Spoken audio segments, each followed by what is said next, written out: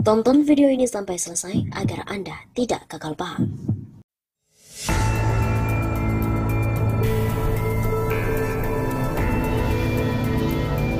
Kejagung buka peluang periksa Luhut dan juga Kaisang dalam kasus mafia minyak goreng. Sobat 65 Sapa, kembali lagi bersama dengan kami untuk mengulas fakta-fakta perpolitikan dan juga informasi terkini di tanah air. Kejaksaan Agung mengatakan akan bekerja secara profesional untuk menelusuri pihak yang memiliki keterkaitan dengan kasus pemberian fasilitas ekspor minyak goreng. Kasus ini menjadi sorotan karena salah satu tersangka perkara tersebut merupakan Komisaris PT Wilmar Nabati Indonesia, Master Parulian Tumanggor. PT Wilmar Nabati Indonesia merupakan salah satu anak usaha Wilmar Group yang menjadi sponsor klub sepak bola Persis milik bungsu Presiden Jokowi Kaisang Pangarep. Pasca kasus ini bergulir, Kaisang juga memutuskan untuk tidak melanjutkan hubungan kerjasama dengan Wilmar Group. Tidak hanya Kaisang, Master Parulian Tumanggor juga memiliki kedekatan dengan Menteri Koordinator Maritim dan juga Investasi Luhut Binsar Panjaitan. Keduanya menjalin kerjasama. Menko Luhut yang dikenal sebagai pemilik kerajaan bisnis Toba Sejahtera Group punya bisnis relasi dengan Wilmar Plantations. Kongsi bisnis keduanya melahirkan PT Tritunggal Sentra Buana, di mana PT Toba Sejahtera menggenggam 25% saham Tritunggal yang memiliki perkebunan sawit di Saliki, Kalimantan Timur.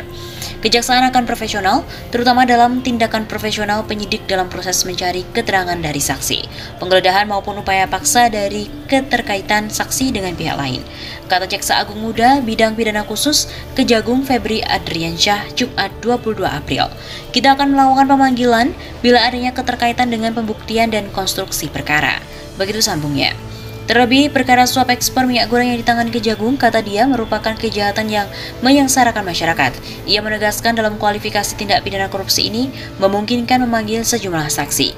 Proses kejahatan posisinya seperti ini untuk memperkuat alat bukti akan melakukan pemeriksaan. Kualifikasi tipikor menyengsarakan masyarakat dalam melakukan proses pembuktian dari sangkaan pasal tersebut. Ada beberapa orang yang diperiksa sebagai saksi tidak saja di pihak Kemendak tetapi di luar Kemendak atau ahli dan swasta. Ia juga menuturkan sedang menjalani tahapan prioritas penanganan perkara, terutama penyidik yang tengah disibukkan dengan penelitian barang bukti elektronik dan tindakan pengumpulan alat bukti lain yang menunjang konstruksi perkara. Masih berjalan penyidikan, ada tahapan prioritas.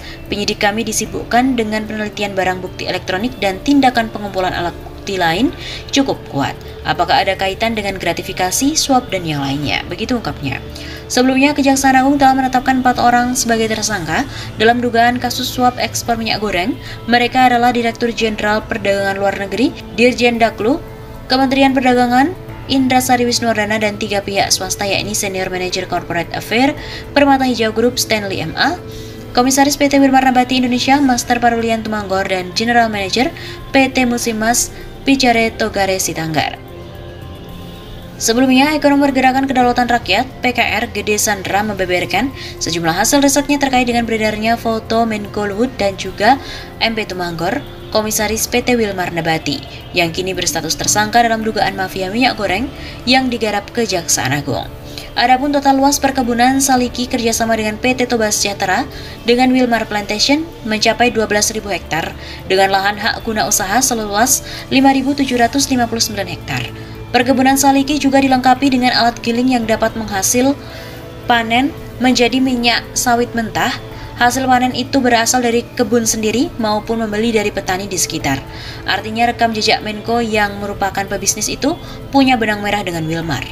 Masih kata Gede, sepanjang 2016-2020, Badan Pengelola Dana Perkebunan Kelapa Sawit atau BPD PKS menggelontorkan insentif biodiesel sebesar Rp18,58 triliun untuk 3 perusahaan yang kini terseret kasus ekspor CPO, yakni PT Musimas, PT Wilmar Nabati Indonesia, dan PT Permata Hijau Palm Oleo. Menariknya, berdasarkan data BPD PKS, penyaluran insentif biodiesel yang terbesar untuk Wilmar Nabati senilai Rp8,76 triliun.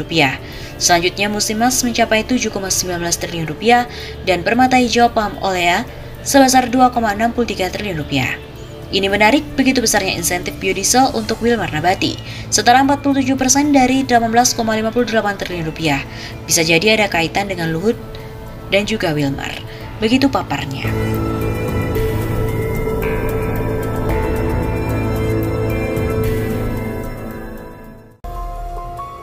Terseret kasus mafia minyak goreng, Wilmar Group ternyata sponsor klub bola milik putra Jokowi. Kasus mafia minyak goreng yang diusut oleh Kejaksaan Agung turut menyeret PT Wilmar Nabati Indonesia, salah satu perusahaan di bawah naungan Wilmar Group. Salah seorang komisaris PT Wilmar Nabati Indonesia berinisial MPT ikut menjadi tersangka kasus korupsi izin ekspor minyak sawit mentah atau CPO, crude palm oil, sebagai bahan baku minyak goreng. Penangkapan pejabat tinggi PT Wilmar Nabati Indonesia merupakan pengembangan dari kasus korupsi yang menjerat Dirjen Perdagangan Luar Negeri Kementerian Perdagangan berinisial Indrasari Wisnuwardana atau IWW. Usai kasus korupsi tersebut terungkap, jejak Wilmar Group pun mulai terkuak. Terbaru, perusahaan internasional itu ternyata merupakan salah satu sponsor klub Persis Solo, klub milik putra bungsu Presiden Jokowi. Kaisang Pangarep itu bekerja sama dengan Wilmar Group saat mengarungi Liga 2 tahun lalu. Kini Persis Solo sukses promosi ke Liga 1. Logo Wilmar terpampang pada bagian depan jersey Persis Solo, tepatnya dada sebelah kanan. Logo Wilmar ini bersanding dengan Free Fire, Bank Aladin Syariah, dan juga Gurih.